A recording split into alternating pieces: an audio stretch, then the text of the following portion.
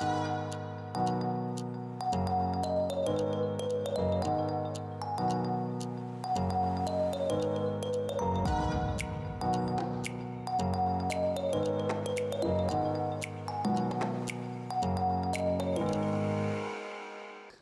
alaikum wa rahmatullahi wa barakatuh. Hörmətli din qardaşlarım, ailə dərslərin davam etəbiz. Həm bugün biz şuşa bəbilərimizə, ullarımızğa, qızlarımızğa isim saylav həm isim qoşu turunda siləşəkbiz. Elhamdülillahi Rabbil alamin. Cəmaət yaşqına yaş barlar kilib Hazret mənə Allah birsə ulubuz bulur, Allah birsə qızımız bulur deyib o'zi ko'rsata isim saylarga tilagan edik. Nindi isim saylarga, qoyan alırga, nishaq alırga. Həm elhamdülillahi Rabbil alamin. Cəmaət bizning tatar xalqımızda bik matur isimlər. Bizning g'uruf odatda bo'lgan isimlər albatta şuşa o'zimizda bo'lgan isimlarni alsag'iz eng xayrlisi bo'lar. Masalan, Rasululloh sallallohu alayhi vasallam hadis shariflarida ayta, eng xayrli isimlar ul Abdullah ham Abdurrahman. Ya'ni Rabbimiz Allohning ismi bilan bəyli bo'lgan isimlar. Ham bizning xalqimiz aytaki, bizning bolalar alar bik oshula, bik qoti, shunga ko'ra uzun isim bo'lmasin, qisqa g'ina isim bo'lsin. Ham Allohga shukr, hozirgi vaqtda isimlar taralgan qisqa, masalan Amina, Amin, Muhammad, payg'ambarimizning ismi Ayub va boshqa payg'ambarlarning ismlari, shularni olag'iz, qarag'iz, saylag'iz.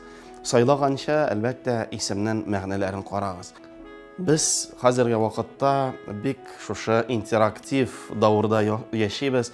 Qachon telefon ochasangmi, kompyuter ochasangmi, nindi narsa yozsang da bütün so'rovlarga turli javoblar keladi.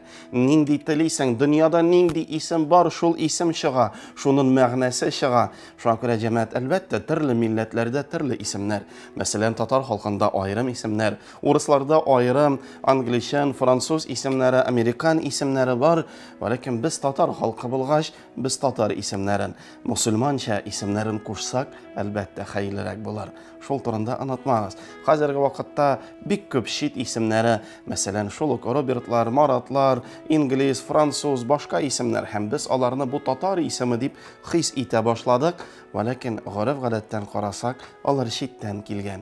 Ham biz shitdan olgan isimlar, shu ko'ra babilarga bizda bo'lgan, g'uruf odatda bo'lgan isimlarini saylag'iz ham qarag'iz. Turli hallar bo'lirga mumkin. Shusha yashpar kelib isim saylay. Bir 10 isim olarga o'xshagan shusha 10 ismiga tan 2 yoqlab eti anilar tan 10 isim qo'shalar. İki yoqdan anilar bir turli isimlarini aytirga tarashalar. Qizim mana shunday bo'lsin deb, o'g'lim mana shunday bo'lsin deb anilarda qisila boshlagan. Yoshlarga, nishlarga bu yashpor ala dunyoni bilmay, eti anini yorata, bir-birsini yorata, iri bir turli ismini ayta, xotin qiz ikkinchini ayta. Qaysisin saylik jamoat. Allah'ın rahmeti bilen o'rinlari jannatda bo'lsin. Shaxsiy masalan o'zimda da bo'lgan etiyim yonına kelib etiyim aytam. Anilar bir turli aytalar, xotin ikkinchi turli ayta, o'zim uchinchi turli aytam. Nishlarga deb so'rag'ach, etiyim o'rinlari jannatda bo'lsin o'g'lim dey. Sen kundan ishda.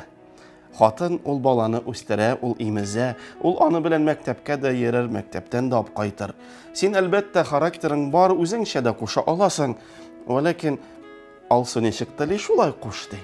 Şulay qo'shdiq da elhamdülillahi Rabbil alamin ham bolalar baxtli o'sa. Ayya albatta jamoat isim saylaganda ixtiborlar shusha ma'naga, tarixina, onun aslına, qoyan chiqqan nindi ma'nali ism. Shunga ko'ra isimlarini saylag'ach, ali babini topqancha sizga bo'lgan qaysi masjid yaqinroq, qaysi mulla sizga nikohini o'qigan, shuning yonina borig'iz. Ham aytasiz, Hazrat, ne shunday isimlar bor, qaysisini olaymikan? Shunda Hazrat, bo'lsa xayrliroq deb aytgach, anilar da rizo bo'lar, o'zingiz da rizo bo'lasiz. Shunga ko'ra har vaqt shusha sizga nikohlarini o'qigan, sizga ismlarini qo'shilgan shusha hazratlar bilan do'st bo'lasiz, Alloh bilan oralashigiz. Ham nindi so'rovlar shusha oila masalasida, oila yashav ravishida nindi masalalar chiqmasa, siz shusha hazratlar bilan har vaqt silashib turasiz. Babiga isim qo'shaylik jamoat. İsmini sayladık. һәм кушырга, кашан кушырга, кая кушырга, ничек кушырга. Әлбәттә, Расулыбыз саллаллаһу алейхи ва саллям әйтә, ин хәерлесе ди, ул 7нче көндә шушы балага исем кушарга да, шушы бала исеменнән акыйка курбаннарын да чалырга, шушы баланың чәчләрен дә алырга һәм аны үлчәп мескен ятимнәргә хәйр садака итеп, акчалата тарату хәерлерәк 7нче көндә ди. 7нче көндә булдырып булмаса, 14нче, 21нче һәм Расулыбыз саллаллаһу алейхи ва саллям шулай дип бара. Әлбәттә, хәзерге вакытта җәмәгать әлхәмдүлилләһ рөхсәт ителгән һәм безнең пәйгамбәребезгә карасак, Расулыбыз саллаллаһу алейхи ва саллямга кем исемне кушкан? Бабай. Бабай аны күтәреп, Кәгъбә янына килеп, Мухаммад дип исемнәрен кушкан җәмәгать. Шуңа күрә хәзердә кайбер әтиләр үзләре роддомнарга киреп, хәзрәт ярый микән үзем кушсам? Әлбәттә ярый.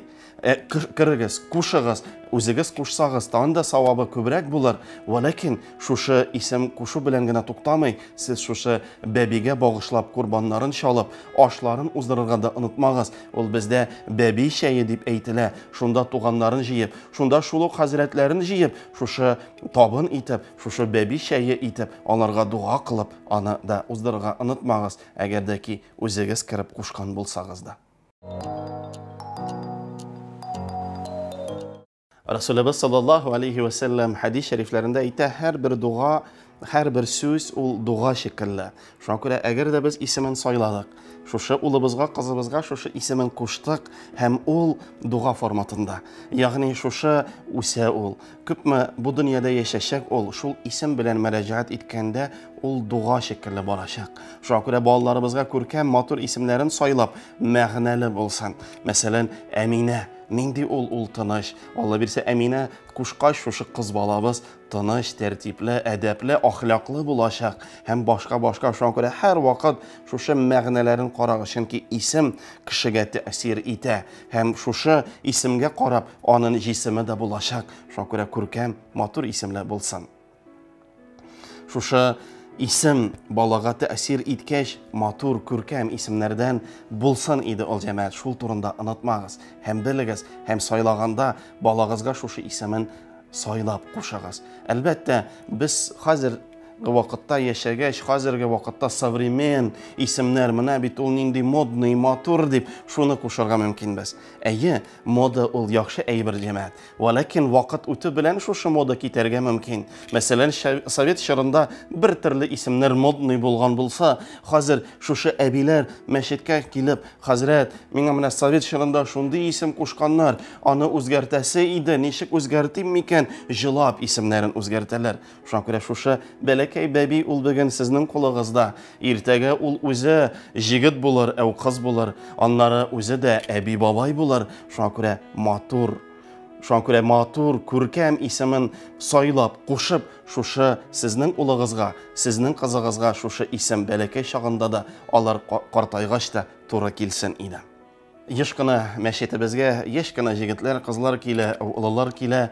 Хәзрәт, исем үзгәртергә кирәк. Менә бер әбидә булдык. Әби сиңа күз тигән, сиңа бу булган, сиңа шулай булган дип, син исемне үзгәртергә тиешсең дип, анарга әмер биреп мәчеткә җибәрә. Әлбәттә, җәмәгать исемнәр төрле. Бәлки сезгә бәләкәй чагында кушылган исем туры да килми. Бәлки аның мәгънәсе дә начар. Ләкин әгәр дә аның мәгънәсе начар, аны үзгәртегез. Үзгәртү ул җәмәгать нәрсәне аңлата? Ул яшьләрен исем дип саналмый. Исемен кушкач, ягъни сезнең дусларыгыз да, ата-аналарыгыз да, күршеләрегез дә сезне шушы яңа исем белән йөртергә тиеш. Әгәр дә юк, минем яшерен исемем булсын, аны беркем белмәсен, шул беркем белмәгәч күз дә тими дип кеше уйласа, юк җәмәгать, күз исемгә тими, сихер дә исемгә килми, сихер ул кешегә килә. Сихер һәм күз тию ул кеше белән бәйле. Исемегезне әгәр дә үзгәртергә теләсәгез җәмәгать, ул аны карагыз, үлчәгез. Бу яңа исем белән мине дусларым, туганнарым белер микән, юк микән? Яшерен генә булсын дип үзгәртергә килдегез икән, үзгәртүдән мәгънә юк. Әгәр дә күз тигән, хәзрәт ширлим, менә үзгәртергә дә кушалар, нишлим? Сез муллалар янына, хәзрәтләр янына килегез, алар сезне эшкерсен, алар сезгә дуга кылсын, һәм шуны белән күз тиюләре дә, сихерләре дә юкка чыгачак.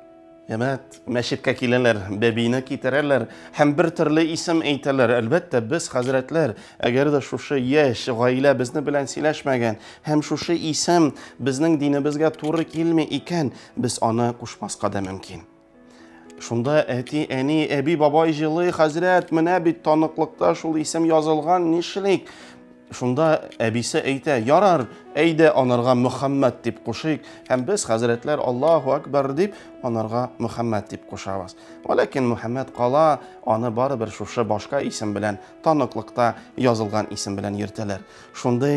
Шушындай авыр хәлгә калмас өчен, шушы бәбине тапканчы хәзрәтләр янына килегез. Исемнәр турында сөйләшегез. Чөнки колагына бер төрле әйтсәк тә, башкалар аны икенче төрле йөртсәләр дә, ул исем кайсысы белән аны кеше белә, шул исем белән кыямәттә аны чакырачаклар, һәм шушы исем белән ул җавап бирәчәк. Шуңа күрә хәзрәтләр белән сөйләшеп, матур исемнәр сайлагыз. Гаиләләр әдәпле, әхлаклы, тәртипле, бәхетле булсын. Үз гаиләләрегезне саклагыз.